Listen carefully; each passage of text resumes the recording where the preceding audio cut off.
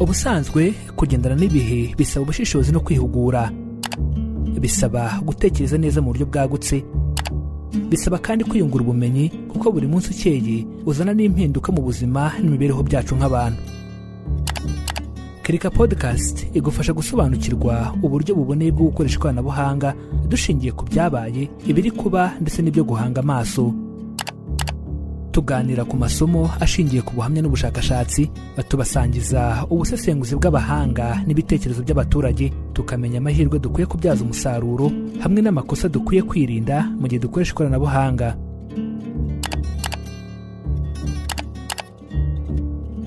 Iyi ni episode ya 9, uburindwi butagatifu. Ese ubu wari uzi ko gufata akanya ugasoma amategeko n'amabwiriza igihe uri gukoresha murandasi biguha amakuru y'ingenzi? Uyu munsi tugiye kuganira ku nama wakurikiza mu gihe uri gukoresha murandasi ndetse n'impamvu kenshi habaho kwemera amategeko n'amabwiriza mbere yo kugira icyo wakora. Njyewe nitwa Mizero Crispin Fahim, ndabaramukije kandi nishimiye kubana namwe. Mbahaye ikaze.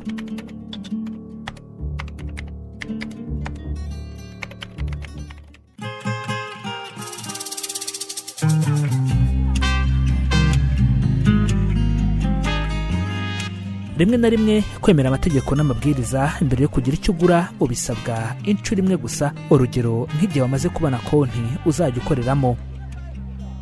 Ku rundi ruhande ariko ikindi gihe uba usabwa gukanda ahanditse emeza cyangwa komeza igihe cyose urimo kugira icyo ukora, urugero ni nk'igihe urimo kugira amakuru mashya ushyira kuri mudasobwa cyangwa telefone yawe ngo ibijyanye n'ibigezweho. Igikorwa cyo kwemera amategeko n'amabwiriza kuri murandasi ntibisobanuye namba ngo birumvikana ko wabanje kuyasoma cyangwa kuyakishamo amaso ngo usobanukirwe ibyo bakubwira.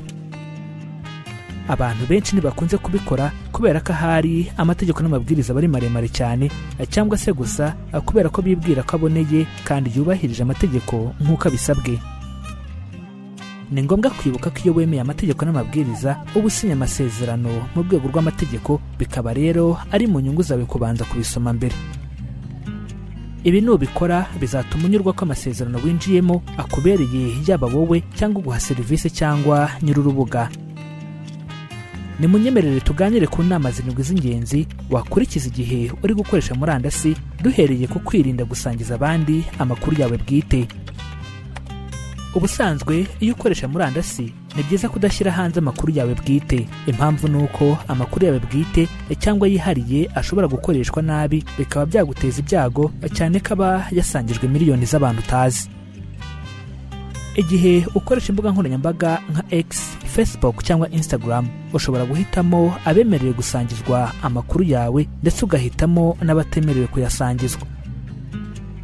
Inama ya 2 muri 7 z'ingenzi wakurikiza igihe uri gukoresha murandasi ni ugushyiraho uburyo bw'igenamiterere ryawe bwite. Ubusanzwe abajura bo kuri murandasi bashobora kukwigaho bagendeye ku byo ukunda gushakisha kenshi kuri murandasi. Iyi niyo mpamvu mu rwego rwo gukumira ibi, menya ko ibyo ushakisha kuri mudasobwa cyangwa kuri telefone cyangwa ibindi bikoresho by'ikoranabuhanga bifite igenamiterere ry'ibanga, private settings, ririnda amakuru yawe ajyanye n'ishakisha. Zirikana ko imbuga nkoranyambaga hamwe n'izindi mbuga tujya dukoresha zifite uburyo ugena igenamiterere ryazo bikakongerera ubwirinzi. Inama ya 3 muri 7 z'ingenzi wakurikiza igihe uri gukoresha murandasi ni ukwitondera imbuga usura. Ukwiye kwitondera cyane gusura imbuga zitizewe kuko bishobora gukoreshwa mu gutara amakuru yawe igihe uzikoresheje. Ubusanzwe biroroshye gushukwa ngo usure imbuga zitizewe kubera uburyo ziba zikoze ku buryo zitera amatsiko cyangwa zigakurura uzireba, ariko ni ngombwa kuganza ubwo bushake bwo gukanda utitonze, bityo ukarinda amakuru yawe bwite cyangwa ukirinda gukwiza virusi ziba zihishe inyuma mu bikoresho by'ikoranabuhanga ukoresha. Inama ya 4 muri 7 wakurikiza igihe uri gukoresha murandasi ni ukurinda umurongo wa murandasi yawe. Ubusanzwe igiteye impungenge cyane ni uburyo ukoresha umurongo wa murandasi iyo ukugezeho. ukwiye kumenya neza ko igikoresho cyawe gifite umutekano, kandi mu gihe ushidikanya wirinda gutanga amakuru yawe nk'ayajyanye na konti yawe ya banki, konti y'ubucuruzi, konti y'ubutumwa bakoherereza cyangwa wohereza email, kugeza igihe ugeze ku murongo wa murandasi aho wizeye umutekano wawe. Kugira ngo urusheho kunoza murandasi yawe ngo ibitekanye, ushobora gukoresha imiyoboro ijimije yihariye nka VPN kugira ngo hatagira ubasha gukurikirana cyangwa kubona amakuru uhanahana. Inama ya 5 muri 7 z'ingenzi wakurikiza igihe uri gukoresha murandasi no kwitondera ibyo uvana kuri murandasi, download, ubibika muri mudasobwa cyangwa telefone yawe. Ubusanzwe abagizi ba nabi mu ikoranabuhanga bahora bakurura abakiriya ngo bavane ibintu kuri murandasi, nyamara kandi byifitemo porogaramu zirimo amavirusi cyangwa bagambiriye gusa kwiba amakuru. Iyo virusi ishobora kwiyoberanya inyuma ya porogaramu ishakishwa na benshi kuri murandasi, bityo irinde gushyira muri mudasobwa cyangwa telefone yawe porogaramu zisa nk'izikekwa ko zanduye cyangwa iziva ku rubuga utizeye. Ikindi kandi ushobora no gukoresha porogaramu ya antivirus mbere yo gufungura ibyo ukura kuri murandasi, ukabanza kureba ko nta kintu kibi kirimo. Inama ibanziriza ya nyuma muri 7 z'ingenzi wakurikiza igihe uri gukoresha murandasi no guhitamo ijambo ry'ibanga rikomeye. Muri rusange bikunze kugaragara ko ijambo ry'ibanga ari hamwe mu hantu hakunda kugaragara ibibazo mu bijyanye n'umutekano wa murandasi, ku buryo biterwa nuko abantu bakunda guhitamo ijambo ry'ibanga ryoroshye ritazibagirana, ariko nabyo byorohereza abajura n'abatubuzi mu ikoranabuhanga. Ikiruta nuko wakora ijambo ry'ibanga rikomeye aho kugira ngo abajura n'abatubuzi b'ikoranabuhanga bakwinjirire. Niyo mpamvu buri gihe ugirwa inama yo gukoresha ijambo ry'ibanga rigizwe n'inyuguti nto n'inini, imibare n'utumenyetso byose hamwe ari ibintu bigeze ku 10 cyangwa kuzamura. Ushobora kandi no gukoresha interuro banga ndende igizwe n'amagambo nibura 3 cyangwa kuzamura. Ikindi kandi porogaramu igena ijambo ry'ibanga inashobora guhita iguha ijambo ry'ibanga ridasanzwe kandi ryoroshye ariko ritanga umutekano w'amakuru yawe. Inama ya nyuma muri 7 z'ingenzi wakurikiza igihe uri gukoresha murandasi no kwibuka gushyira ku gihe system ukoresha kuri murandasi.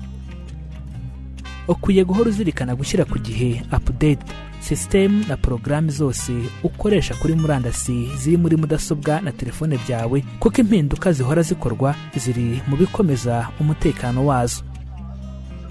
Urwego rw'igihugu rushinzwe umutekano w'ikoranabuhanga mu itangazabumenyi n'itumanaho NCSA igira system ihoraho ikumenyesha amakuru agezweho mu bigendanye n'umutekano na porogaramu ziri ku gihe n'uburyo ubashyira system zawe ku gihe.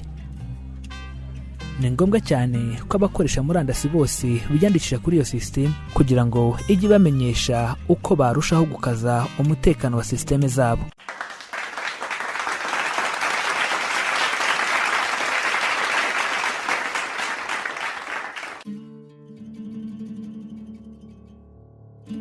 Abakunzi ba Kirika Podcast tubashimiye kubana natwe dukurikira inkuru ya none, ngaho mudusangize icyo mutekereza kuri iyi ngingo. Mukore subscribe kuri Mizero Media, mudufollowing kuri Instagram, Facebook na Twitter kuri Kirika Pod. Iyi episode mwagejejweho ku nkunga ya Minisiteri y'Ikoranabuhanga no guhanga udushya mu Rwanda ku bufatanye n'ikigo cy'Abadage gishinzwe iterambere HIZ binyuze mu mushinga wayo 250 Podcast Lab. Ni munyemerere tube duhiniye aha, tuzasubukure kuwa 5 saa 12 za nimugoroba. Amahoro.